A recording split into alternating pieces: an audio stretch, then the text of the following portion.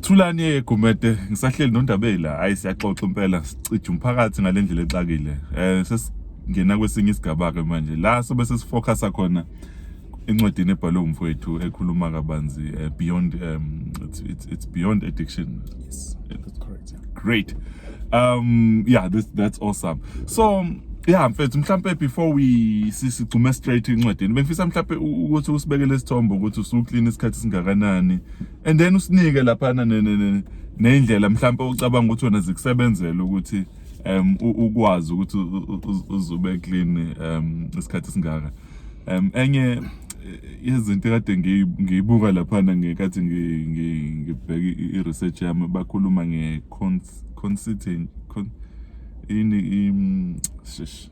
constituency management where kuba nama rewards it's okay suspend a day without sekuthiwa ke nansi reward yakho, so a week, a month, and then a year, like wow, so the thing you encourage my behaviors, so yeah, I would like you to take us through that. How usuba clean for the first month, usu intentional about it. Kungekhona ukuthi ngoba mhlawumbe uhleli rehab, but usungaphandle and then a month iyaphela and 6 months and stuff. Can you please take us through that as usumixa nencwadi? Okay. Thulani, at the end of August, or maybe let's just say September, that I got 2 years. Sober. End of September this year. Sure. Yeah, that's a big one. And then Thulani, ngifuna ukuthi kuwena, having said that, recovery means different things to different people. Yeah. For an example, ngingasho ngithi ngisober, but I smoke cigarettes. Cigarettes are addictive. I drink coffee. Coffee is addictive. Omunye umuntu mayikhuluma ngokuba clean, ukhuluma ngokuba completely clean. Kungabi khona any external force ezongena kuwena that might disrupt nervous system yakho, how you do izinto zenzayo, how you do, yabo. So ngifuna ukuthi i-recovery to me means ngiphila impilo irresponsible. It means I'm in charge of impilo yami. Ngama amazwi ngenza into engifuna ukuyenza, engiyibona ibalekile, engiyidinga empilweni yami. It means ngiyakwazi ukucabangela abanye abantu, ngiyakwazi ukuyicabangela mina. It means nginothando, ngiyakwazi ukulikhombisa, ngiyakwazi ukulamukela. Yabo. So i-recovery yami means a whole lot of things that are meaningful to me. Right.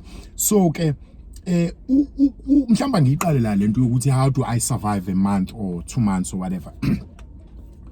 Ukuze ngikwazi ukusurvive usuku olodwa ngenhloso was because I had accepted ukuthi ngi-edit. I had accepted ukuthi izinto that mess up my nervous system are not good for me. They are not good for me. I had accepted ukuthi angazi ukuthi kuhlalwa kanjani ngaphuzwa noma ngabheka, ngase ngihamba ngiyobuza ukuthi ngenze kanjani ukuze ngihlale, because ngisho ngiphuma kule rehab yes3 engangitshela ukuthi at the end of after la ngisober for the rest of my life. But one of the questions that I had were ukuthi ngizohlala kanjani ngisober ngoba ngisakhalela kuba hayi. Thulani, to this day and age, there are experiences engisake ngiwakhumbula that involved me being high. I'm not gonna lie ngithi angisakhumbula kuba makhasoli.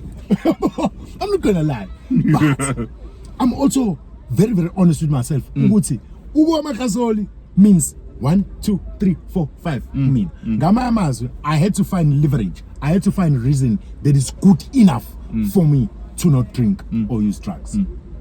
In other words, every time makufika lo mcabango ngqondweni nami, then I dismiss it with reason. Angisho ukuthi hayi manje I'll sit to no. I have to dismiss it, so that's I'm getting into ukuthi now how did I manage to stay for a day? Because imcabango izofika. You will get calls. You will see certain things on TV. You will think about someone. I'll think about a friend or an ex or whatever. Ngale kathi kufika leyo nto, manje nomngane wakho ngisho ungayikhohlisa.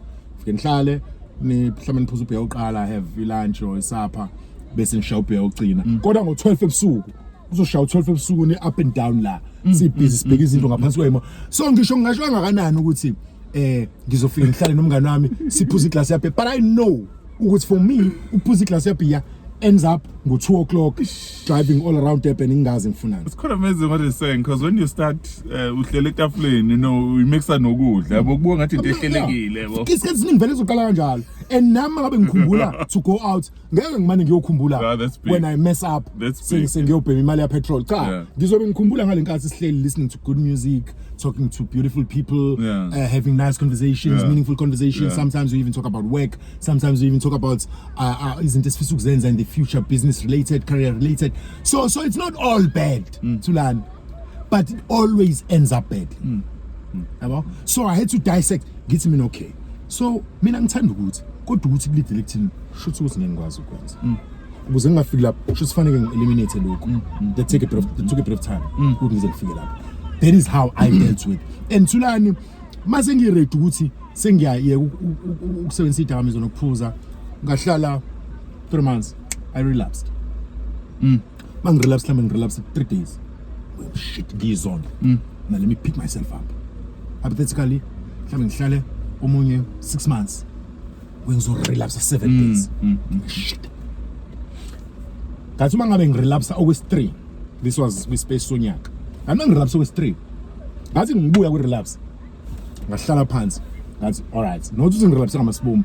Vele uthola uthulani ufika uyibambe kunzima kungekho lulu uyibamba until just this one day where hell breaks loose and uthi like angizumekanga. I'm not gonna lie ngithi I didn't see it coming.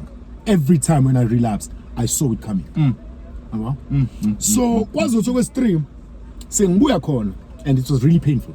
It was long and painful in many ways that we have time to talk about manje. But ngabuya ngathi mina all right, what is similar on all these episodes? How do I end up? Yeah. And I picked up so many similar things. Oh wow. And ngaleso sikhathi I had actually started writing. I didn't even have a laptop. Ngangibhala ephepheni. I'd sold my laptop. So ngangibhala ephepheni. When I told, so ngaqala ngabuka lezi zinto, and then something else. Kade ukhuluma manje ngama rewards nan. I knew quite a bit about the recovery and how it's gonna go. I also knew ukuthi relapse is part of a recovery. Although I would never share I like that. because manje sengizobe ngazuthi ufuna ukurelapse ngamasibomvu, but I knew ukuthi on the first year it was gonna be almost impossible for me ukuthi ngimane ngiyeke altogether. Anyway, mhlambe akwesithi that was a irresponsible way of thinking. It's almost as if I was setting myself up for failure. That said, it's in the past much. I knew it was going to be easy, and every time when I relapsed, I didn't give up. I took it as part of my recovery. It's just one part of my recovery which I wouldn't share with umuntu. Imagine if I told you relapse, I think I'm doing really well with recovery. It doesn't make sense. Yena Ndabe ngifuna ukuyichecka le ukuthi into obuyenza uwedwa noma mhlambe ubune group obusebenzisana nayo. You know, because ngizama ukucheck ukuthi mhlawumbe ne group like WhatsApp group where you like, okay, it's a group of us sinenkinga kanje, and then bese the group in mhlawumbe umunye uzosho ukuthi hey guys spending young, and then umunye bese hey guys sengihlulekile. Bekuba kanjani wena ubuzenzela wedwa noma ubukhona ubusebenzisana nabo? All right. So mina emva kokuya kule rehab yokugcina ngithi ngayakuyona ngaphuma rehab, straight from rehab nga-attend ama AA meetings. AA meetings nama NA meetings. Alcoholics Anonymous, Narcotics Anonymous, I'm a fellowship lot in Kolomanga. It's a group of people having experienced similar experiences now. We're going through hardships now. Some of them have been sober for many years. They know a lot more than you do. So we platform Nandi to refer and get support and so on. Yeah. So I attended quite a lot of those, but obviously Nakona was, you know, I didn't have a job, I didn't have a car. So ngangina ma limitations kwakufanele ngihanjiswe where at times my family would bang transport, sometimes other members of AA sinikeza nama lift. I couldn't keep doing it. Mhlambe angazi ngayichaza kanjani ngami kwangekho lula to rely on abanye abantu all the time. Wes ngento engiyifake mina kuyona. You know, my dad who is late now wayesemdala and he was not my friend. Kahle wayengafuni ukuzwa lutho oluphathelene nami at that time. Imagine now having to ask him to take me to meetings. Whereas angihambisa pilgrimage ngibuye relapse. Yabona lona. So I attended my meetings kodwa kwahamba ngabona ukuthi I need to just sort this out on my own. Khona isikhathi safika where I would just sit down, think, talk to myself, make notes and do what I had set out for myself to do. Ngaphandle kokuyobuza omunye umuntu ukuthi into right in le noma into wrong noma yakusebenzela yini.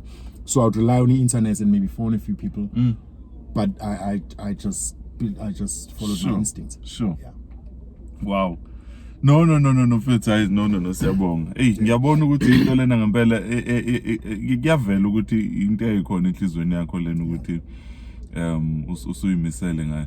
So with this book now beyond addiction, mhlawumbe before singene lapho, I think khona ilinye iphuzu elingifikelayo manje.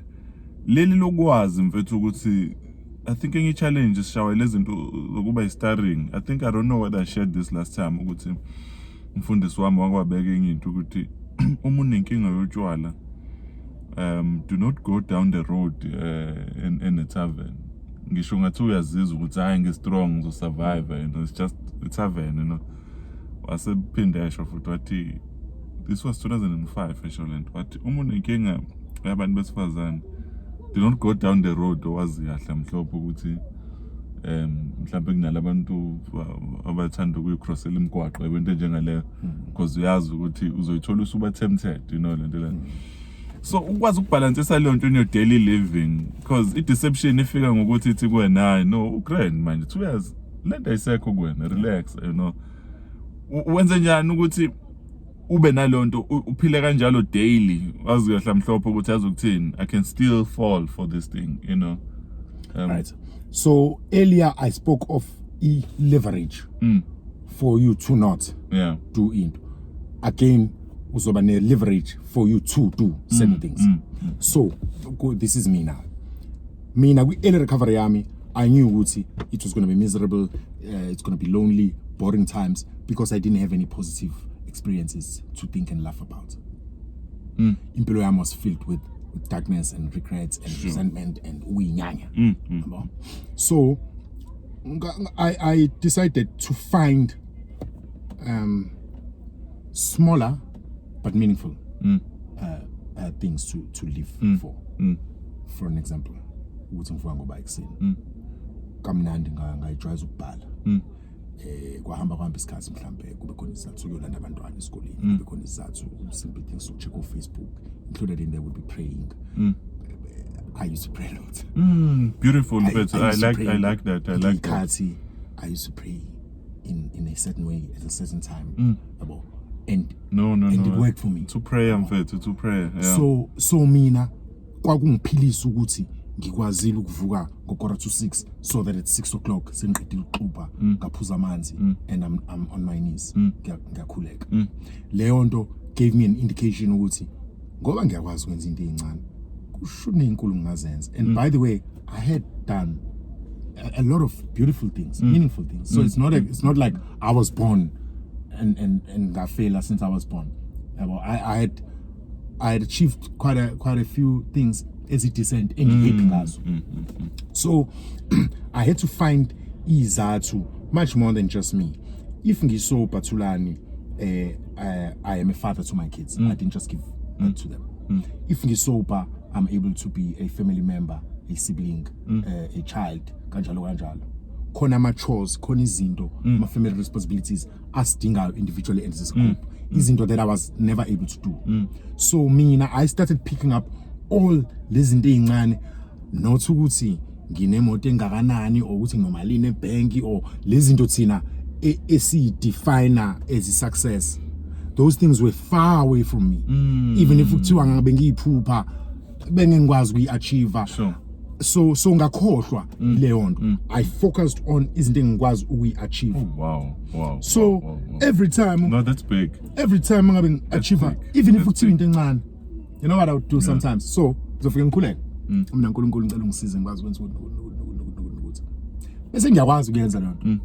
Bese ngiyasho uNkulunkulu ukuthi uNkulunkulu anginasi isizathu sokukudoubt because ekseni bengikhuleka ngikhuluma into ezincane bengikhuleka ngathi ngicela ukwenza ukuthi ngomusa wakho ngikholela ukuthini lezi zinto ngiachieve now ngicela uNkulunkulu ukuthi ungivumele nokunye okukhudlwana okumore difficult noma kumore complex ithemba lami ngilibeke wena if you read through izinto engibhala khona la ngisho khona ukuthi re-establishing my relationship with God simply meant yonke lento ebingixaka engingakwazi ukudila nayo ngesuse emahlombe ami ngithi ngicela ungidilele nayo daily living and it worked to learn I stopped is a reward because the minute ubona ukuthi hayibo nakho kwenzeka that's a reward. So I stopped stressing about into that is beyond control yami. That's big. Because for a long time ngizama ukuthi ngifuna ukuyikhanda ngiyatshela ukuthi for an example i-addiction ilashwa kanjani kodwa mina ngithi bayabheda bonke labantu ngifuna ukuzenzela mina. So for a change let me stop talking, let me just listen and do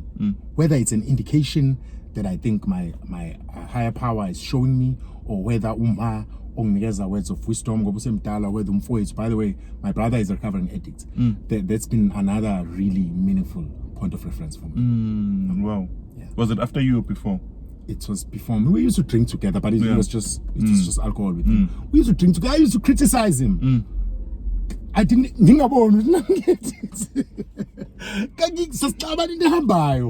I would call him by names, all sorts of funny things. Namhlanje, he's my source of strength. Oh wow. To your brother. So ngithe wena sengize ngakhuluma nge-religion manje a little bit. No, ukuthi feature kakhulu religion lapha and I'm glad we did highlight it.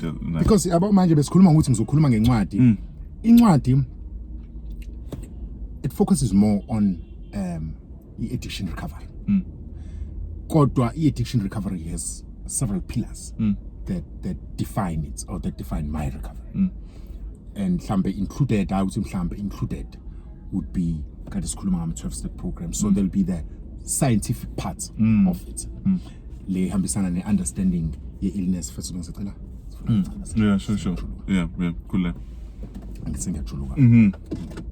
So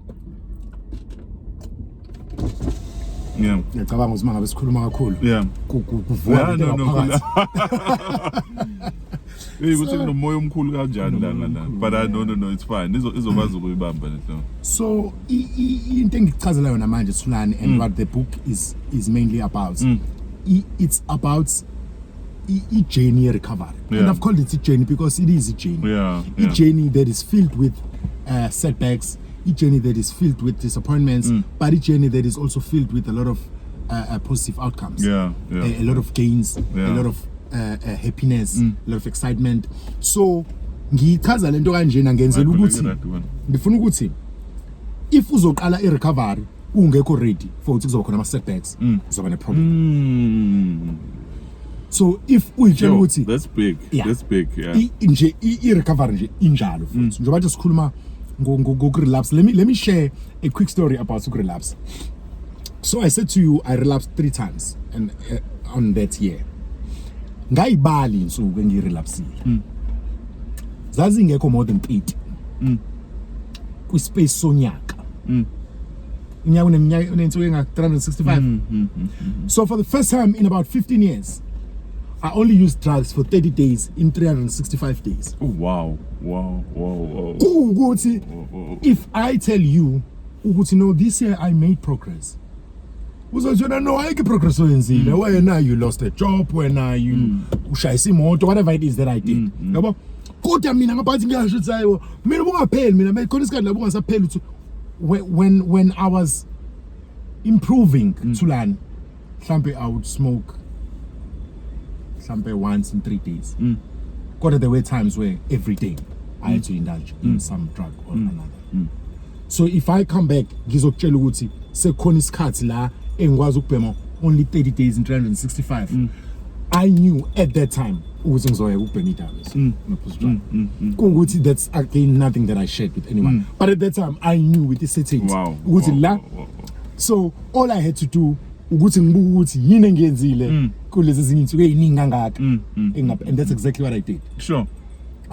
So ke bengisakhuluma ngama pillars addiction recovery. Ngithi kuwena one of the very important pillars is we understand yourself, your illness. Khona uzokwazi we understand ukuthi kufanele uyiphathe kanjani. mangikhuluma ngokuyiphatha kade sizofika kulento yakho ukuthi down the street engaba nelingo ukuthi how do you deal with that. You need to understand ukuthi weak. You need to understand ukuthi lo wena lo owawenza udoti in the past kusa wena nalo. So na seqaleni khathi wenza udoti, you never went out wathi I want to do shit, I want to mess my life up, but you did. Ngale nkathi ungaqondile. So ku stupid and careless ukuthi uyitshela ukuthi ngoba naku you've been clean for a year, shoot when you are this even for a month, uthi you this good person manje ngikaza, at least kumina I knew ukuthi I can't think like that because in the past I had failed myself. Sure. Right. So that it's that understanding ehambisana nokuthi njengoba ngithi hypertension, I know it's hypertension, I know it's fanele ngiphuze pills, I know it's fanele ngidlisa out kakhulu, I know it's fanele avoid amafutha, I know I need to train. Ngisho lokho kuyi understand ukuze ukwazi ukuyilekelela. That understanding. You need support. Akekho umuntu engimaziyo mina wa recover without support. Sure. Support correct futhi. Yeah. Hayi support ezothi mayikubona uperformer uba dramatic bese kunikeza 100 rand quickly. Ithe ngeke hamba uthenga ubhiyodo ngoba uzozaquleka afi, yabo. Leyo support kahle akuyona support leyo. Sure. So mangiyibala as a pillar ye addiction ngoba umuntu osukenze njalo usuyenza from a place of love kahle hle. That's correct. Usukumthanda umcabangela udabukele umuntu ongakwazi wena ukuthi usungamsizi. Okuveza ukuthi shuthi kubalekile ukuthi uma kukhona umuntu onenkinga addiction nefamily nabantu around yena babe nakho ukuthola ulwazi lokuthi umhandlisha kanjani lo muntu ngoba bangamlimaza umuntu bethi bayamsiza, you know.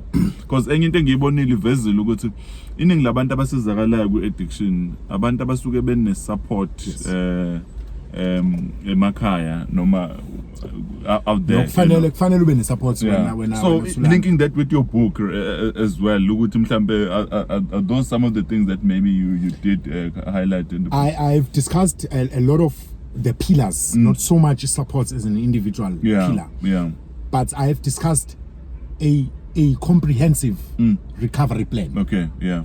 I have discussed a recovery plan as into engekho prescriptive, kodwa in a framework. Always the best. Ekuzofanele ukuthi uyizame ube ready to change it if there is a need. Kusho ngamazi you need to pay attention every day. Ngoba kufanele uyibone ukuthi lento that you set out for yourself to do iyakufisa la ufuna ukufika khona. If it doesn't, we should continue kuyenze. At least that's what I do. I still do learn up to this day. Tulana. So besikhuluma ngawe as a person nolwazi, sikhuluma nge family support. I-support yabangani, abangani bakho Tulani kufanele bazi ukuthi abangaloke bekufonela ngolehla ntambama, abangani bakho ama-meaningful. Ngoba ngisho ngasho ukuthi angizukwazi ukuya ngingize ngiye, but they've planted a thought engqondweni. Yabo? Yile thought esingani nangelinye ilanga athi umuntu mayikhuluma uzukhumbula njalo usibani manje mangifonela ngihlezi ngiqaba kanti kuba zanga zakufonela ngabe leli keyword ethi njalo ngaba yikho, yabo? So you need to keep around you abantu that understand what you're doing and what you're trying to achieve. Usashaya leyo nto mfethu mhlambe ungathi uhighlight kancane lento yama patterns because khona lento ukuthi umuntu afike be addict but mhlambe Tuesday to Thursday yabo nje ayekho into abafikelayo, you know, or should I say Monday to Thursday, you know, but every Friday to Sunday banama struggles, you know. Lento ukwazi mhlawumbe ukuthi bakhona abantu abanenkinga kanjalo ukuthi omunye nje uyazi ukuthi uphuza ngama weekends, you know, because omunye addiction yakhe mhlawumbe ikhathe ithile, yabo lento le. So kubuka ama patterns ngempela ukuthi bakhona abantu abangayithola bengayinakile ukuthi banenkinga kodwa uma usubuka ama patterns abo ukuthi they follow exactly uthika amabhokisi omuntu onenkinga. Yes. So Tulani i-addiction angithi i-addiction as an illness mhlambe example ebhedayo siqhathanisa njenge flu ezukugula uyibona ngama symptoms kodwa. So umuntu one gene of addiction njengami ngeke uzungibone manje because I don't use izinto that mess around with my nervous system. Kodwa mangase ngiphuza utshwala mhlambe ngavela kuba addict. Yeah. So umuntu onomkhuhlane beyengakhohleli ngisho naye ibhaki yomkhuhlane awithwasi right. That is why umuntu kwesinye isikhathi uthothi kuzovela seno40 seno50 ukuthi ukufakwe intaba no kuyi-addict. Awuthi ngibuyele kulombuzo wakho waseqaleni wena. So i-addiction njengoba ngiyichaza sifike be-illness but khona lento oyenzayo ezoveza addiction yakho. Okay. So lama habits lawa agcina eseyama addictions. Isikhathi esiningi asiwenzi wodwa. We combine them with ezinye izinto. For an example, mhlawumbe uthothi simple example khona umuntu ubhema njalo maqeda ukudla. Khona umuntu ubhema njalo maye toilet. Athi akuyeke toilet ngawubhemile ukwa. Wayijwayeza. Akekho umuntu ozalwe ebhema efanele ayobhema ukwa before toilet. But use wayijwayeza sekungazuthi kufanele enze. That's exactly what happens. So umuntu ophuza for an example, phuza ngeweekend akulindelekile mhlawumbe for an example usheshe ubuye ekhaya ngoba usebenza ngakusasa. So natural uzofuna ukuphuza ngolesihlanu.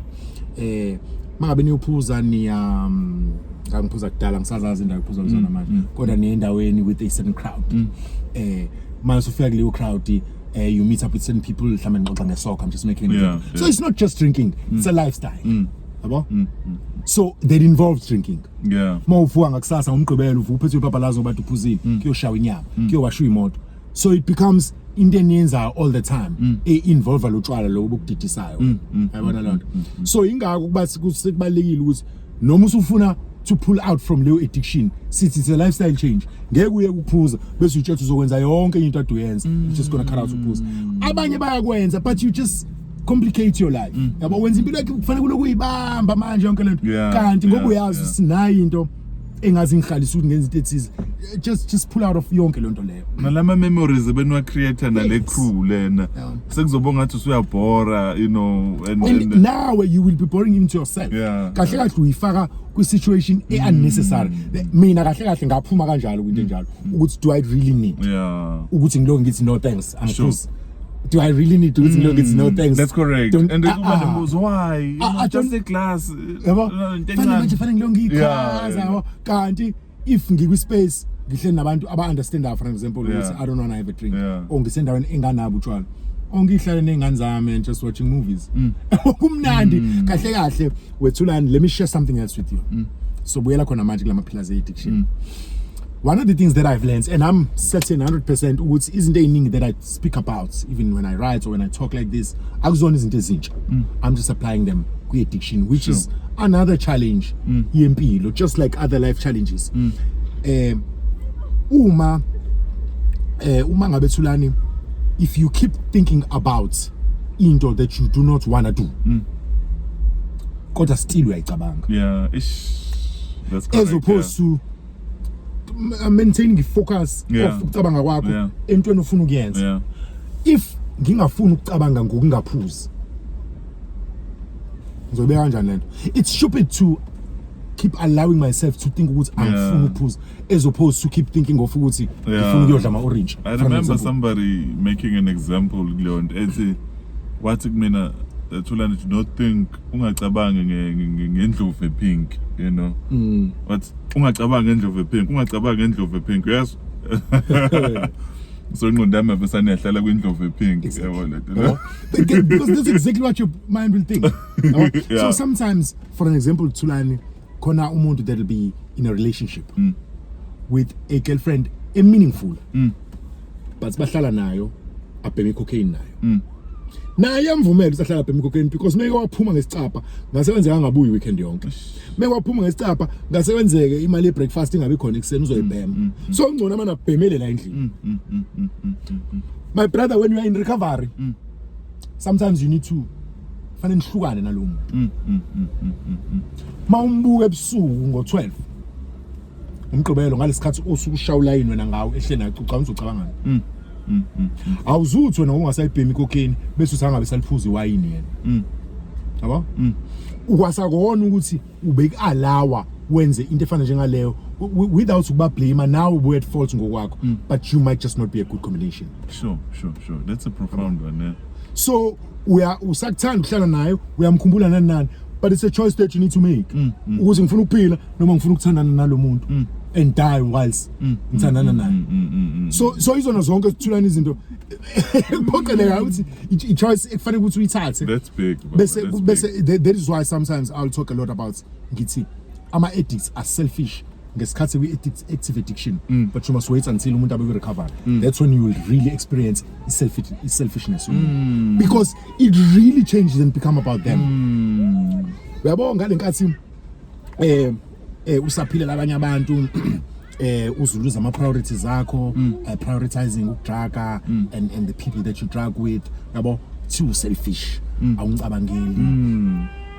Mangabe ngingasaphuza ngingasabhemi manje isikhiso sami semngcwabeni ngithi mina ngikwazi imngcwabo hamba wedwa uthi asemse restaurant ngithi ngiyowenzana restaurant enebar mina mangabe ngifuna particularly ku early recovery ngithi mina uma ngabe if I want to have a decent meal we must buy out sibuye sohlala la ekhaya athi but I would really like ukuyenda and ku fair fanele akwazi ukuhamba if usahlala nomama nengane bakwazi ukuyindaweni enabanye abantu but kumina angikwazi. Imagine that. Yabo. So umuntu njengoba sikhuluma ngesupport, umuntu uthulani uma eyimisele ukulekelela umuntu oyi-addict meaningfully. Khona sacrifices naye ekuzofanele awathathe. Khona ama changes naye empilweni yakhe. Ngale nkathi yena engeyona i-addict ekuzofanele awathathe. Otherwise kufanele niyeke because you will always fight and argue which might just lead him back to their addiction yakhe. So besakhuluma ngama pillars la. Thulani sesikhulumile ngesupport, sakhuluma ngesupport yabangani, kanti ngikhuluma with your other half manje or your spouse or whatever. Bese kuzoba khona Thulani into ebalekile yethu esabantu abamnyama iculture. Iculture yethu and this is my understanding. Iculture yama particularly Black South Africans nokuthi siphumaphi but influenced where we are plays a big role in how we are. Simple examples, Thulani, would be, I don't know if you are aware of this, but Amapuno in the old days, they would pay people using cheap labor. Last time, yeah, that's a big one. Amapuno, the same ones, Kuma gangsters and so on, go Cape Town, they used to give out drugs to our gangsters. They used to create little dependents because they know what drugs will make them go mad. These are just a few examples. Now, each generation, a puma from that era, a puminja. They used to work. They used to work and look forward to getting drunk as a form of payment. Kushuthi uyamlimit umuntu ekuthini yena usebenzele ukuhola ngotshwala.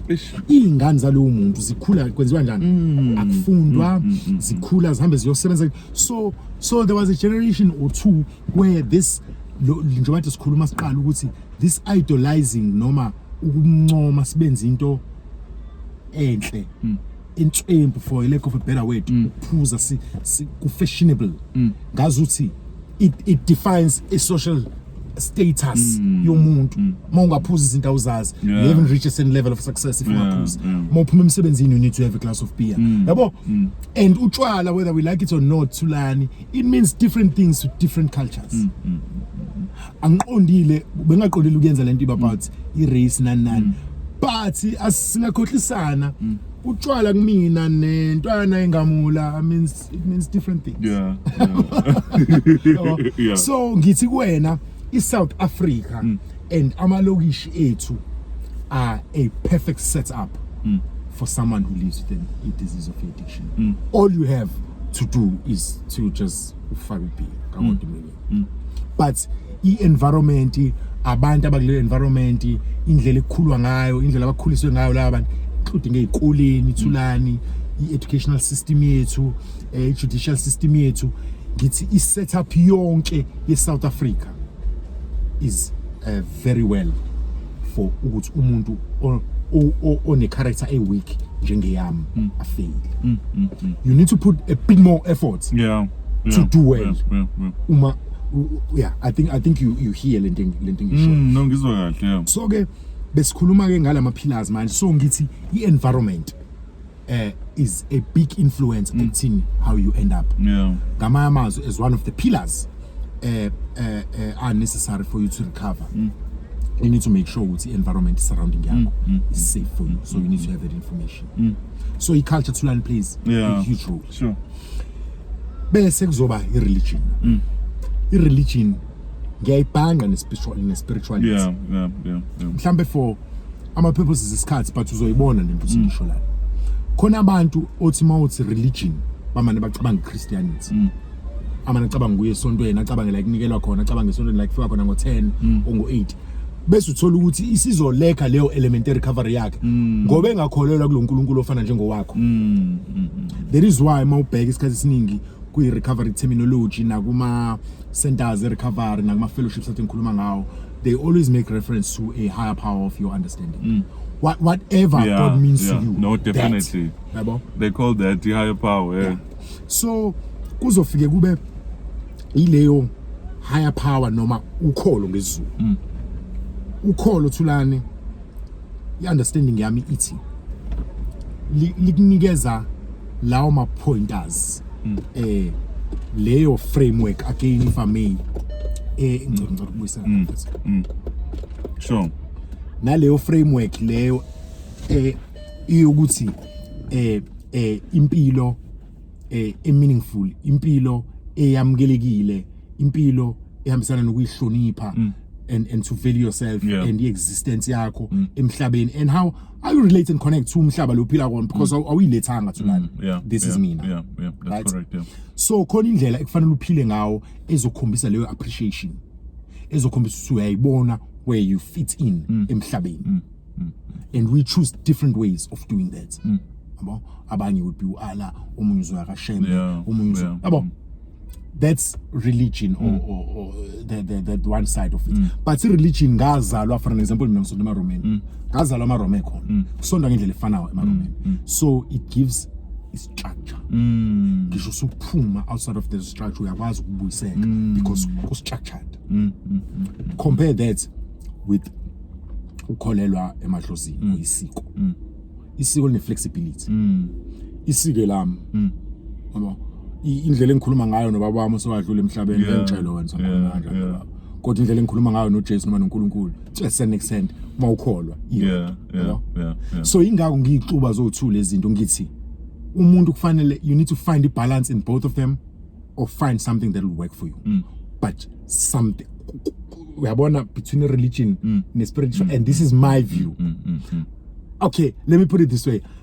I would have never even started to recover if I didn't believe in God. If I never reinstated ubudlelwano bami meaningful noNkulunkulu. If ungakwazanga ukubeka ithemba lami kuyena, ngiunderstand ukuthi ngihamba ngihambe ngiphelelwa amandla. Ngihamba ngihambe ngidinge isource of amandla nobuhlakani nolwazi engale kwami.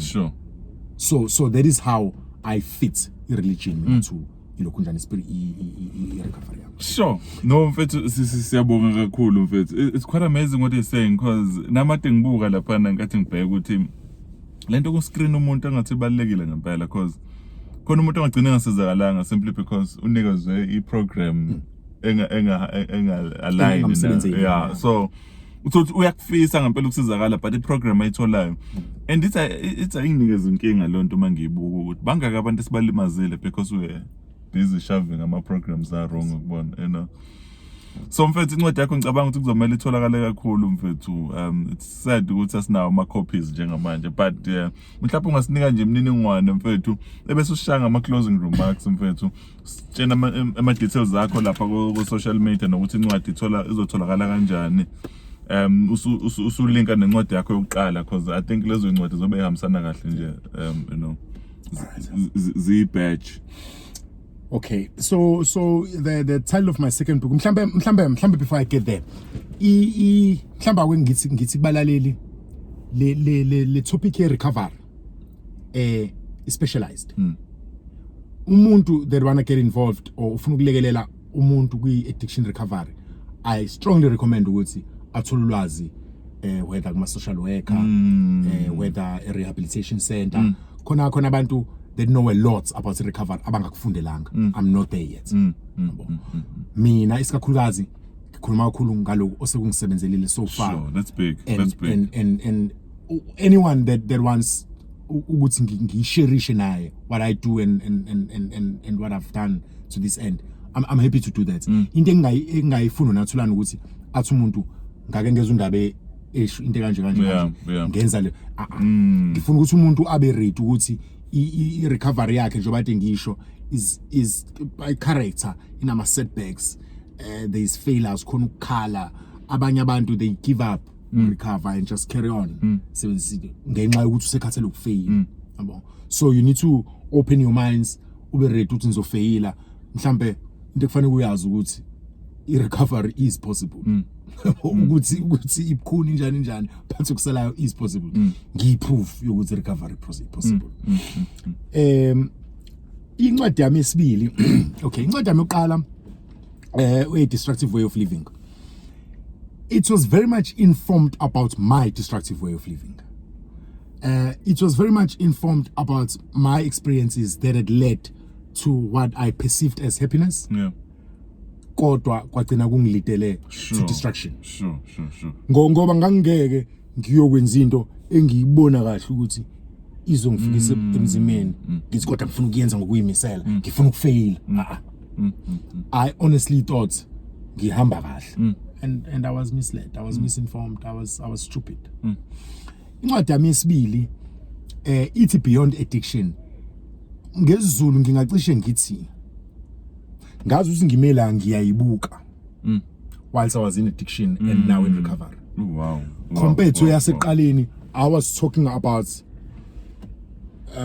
active addiction, living it. I was talking about active addiction, losing stuff, losing relationships, whatever it was that I was talking about, but I was in the moment. Njengamanje, it's almost like ngikhuluma ngezinye izinto that are in the past, but I also make a bit of reference about izinto that are also in the future. Obviously, ngila, present. Yeah. So incwadi, obviously, it'll get you into the tune, make you understand a little bit about the addiction, or at least my understanding of the addiction. But it also discusses, very important, how people develop habits, bad habits, destructive habits. It discusses ukuthi ufika kanjani ekucimenteni ihabit. Othi mawuhleli kodwa uma uthi uyayibona habit usayikodwa le habit yama ngiphathi kodwa uphinde usume wena on yourself uhambe uyoyenza leyo nto. Right? So it'll talk about creating, it'll talk about replacing our habits, it'll talk about forming new habits that are much more meaningful in how we get about doing local. It talks about denial, it talks a lot about stigma, and it talks about lezo zinto and how they influence ukuthi umuntu aqhubeke ne-active addiction.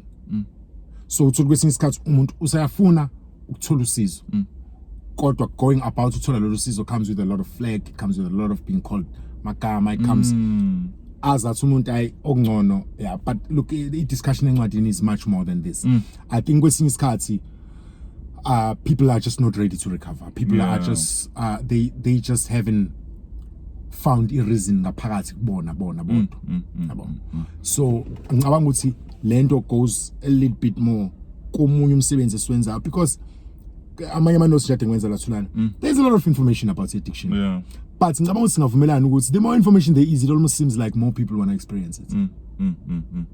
Baningi abantu abaziyo ukuthi i-cocaine iyabulala, kodwa i-cocaine is in every corner. I-cocaine kulula ukuyithola, i-cocaine ungazi uthi umtsako. I'm talking about kids, my brother. Manje kubukhuni ukukhulumisa abantu against what they see every day. Usho kanjani enganeni yakho ukuthi mntanami utshwala abubhedi go uyabona nje lo ababa ngezizathu nokuthi wagcina nenkinga mhlambe wagcina sephuza kakhulu kwaze.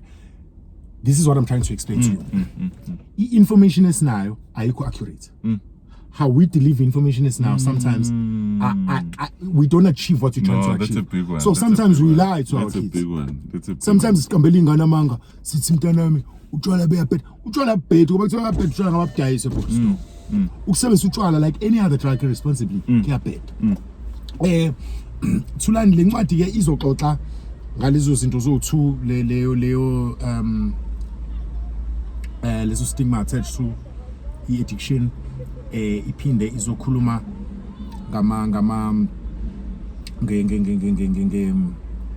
what did I say when man? So it's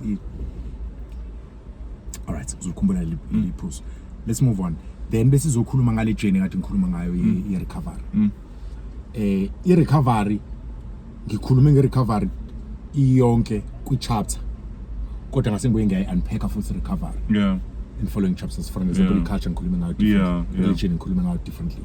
Support na touch on differently. Yabo. So ngoba sike sathi masixoxa earlier nawe ngathi mina now that I look back, isn't there anything that I write about are usually questions that I've had. Yeah. It's not and so now much. they're becoming solutions kwabanye abantu. Yes. Kahle kusho ukuthi ngangizama ukuphendula imibuzo That's correct, yeah. And khona abantu abasenayo lo mbuzo abazosizakala. No mfethu mhlawumbe namhlanje mhla ka-16 October. So mhlawumbe ungasiza mfethu ukuthi abantu bazoyithola nini lencwadi izotholakala nini nokuthi mhlawumbe izotholakala kanjani mhlawumbe ku social media usoshare nemininingwane yakho. So lencwadi entsha ke Beyond Addiction it goes on to say finding hope and solace, helpful tips for addiction recovery and personal development. Ngicabanga ukuthi leyo nto isinikeza isithombe esanele ukuthi i-recovery ayisho ukuthi yekuphuza phela bese recover. It talks about ukushintsha lifestyle. So incwadi is a nice reference, holistic reference to as far as that's concerned.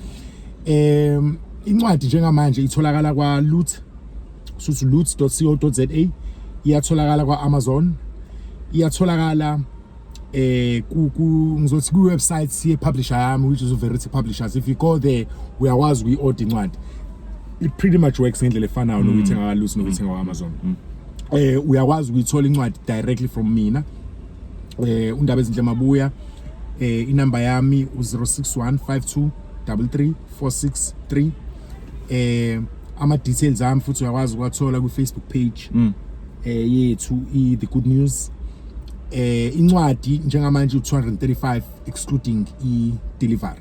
So depending on ukuthi uhlalaphi then ke sikwazi ukukulento le sikwazi ukulukho ngoba ke lezi incwadi zihambisana leyo qala i250 nayo itholakala ngendlela efanayo but yona ngoba isinesikhathi ikhona so it's in more platforms yona ikhona naka exclusive books even nala ku street eThekwini kwabaseThekwini ikhona kwa Adams Books. So we working towards ukuthi nale esibili itholakala in as many places as leqala. No qhawela mfethu siyabonga kakhulu mfethu yo mhleze ngisho ukuthi yazi mfethu impact umuntu oyedwa kuyinto enkulu. And kwesinye isikhathi we go out there ngibhala izolo because bengiyokhuluma kwenye indawo ukuthi kwesinye isikhathi ubizwa as a speaker ukuthi uzokhuluma nomphakathi ethile babe impacted abantu ngezinto ezikhulumayo but soluthi bona ba notice ukuthi wena uba impacted kanjani as you drive back home having interacted with them so even that as we talk about this I'm impacted so I trust ukuthi abantu ababukelayo laphana bayacosha mfethu and that's how we build our communities, building ourselves in the process so other than that mfethu we thank God and thank you so much for your time once again mfethu and uNkulunkulu ngathi angayibless mfethu i-project yakho i-impact abantu and we need abantu asebehambile uhambo ngihleze ngisho ukuthi ezinye izinto ezislimazayo we have eloquent people who have never walked yes so ziyaslimaza lezo zinto. We have people abakhuluma ngama businesses on how to start businesses and when you look at them abakaze badayisa ngisho ama orange but they know so much. They've never rendered ama services mfethu ngendlela business related it's a topic for another day but all I'm trying to say we are truly grateful ukuthi sibe nabantu abanjengawe mfethu abalihambile uhambo and abafikile bafunda bafuna uku-impact imphakathi yethu so thank you so much for that no Thulani ngiyabonga kakhulu nami mhlambe nami in closing wethulani njengobusho ama platforms anje ngaphandle ukuthi ngiyakuthanda ukukhuluma and I think into engifuna ukukhuluma ngayo ibalekile ngikwi recovery nami njengoba bathi sisho ukuthi amanye ezinye zezinto engikhuluma ngazo I in fact answers to many of my questions wethulani ngicela ukuvala kanje there is a lot of help ekhona there is a lot of information ekhona about addiction and the recovery to addiction but I've also found out ukuthi baningi abantu abadinga lolo sizo who don't have the privilege or the access to that information kulula njengamanje sikhuluma ngokubhala sikhuluma ngokuthi ngesikhathi ngibhala kangihlala ngedwa nami so kufanele kube nedata kufanele ukwazi ukuba nama search words are correct ukuze ukwazi ukuthola lento oyifunayo akulula njengoba sisho ngiyabagqugquzela nabantu abazoyibukela le interview nabanye abantu abazozwa wherever they might be asikwamukela ukufundiseka let's open up to being taught singathathi ngokuthi lokho esikwaziyo manje is final the mere fact thulani ukuthi baningi kangaka abantu that are affected by addiction simply means a lot of people have no clue what they're dealing with. I find people in my own family, not necessarily eduzane, who are still confused about addiction when there's so much of it in our family. In our family. But I still see abantu, whether it's how they interact with ingane or what they do in their private lives. Gimons, lo muntu does not believe ukuthi they might be an addict now. Kuyofanele ukuze kwenzeke lento eyenzeka Ndabe. Uyangibona ngizamngiyakho. Yes. Precisely. So ke ukulibonga kwami ithuba mfethu kuhambisana nalawo mazwi ukuthi enene i-addiction uma siqhubeka nokuphila ngalendlela esiphila ngayo ama results will remain the same. And la kuzoqala khona ushintsho thulani kuma platforms anje. Imina with my kids. Ngeke size siyoqala phambi kwabantu abawu100 phambi kwabantu abayi1000 soqala sodwa mina nomfowethu mina nodadewethu mina nezingane zami kanjalo and then it'll spread ngaleyo ndlela. Fethu ngiyabonga. Guys, thank you so much for your time. God is love. Thank you for watching and please share. Copy the link. We find Facebook, we find WhatsApp status, comment lapha na YouTube. Siyabonga kakhulu kuyiyeke show. Thank you. Ngiyabonga kakhulu baba. Always.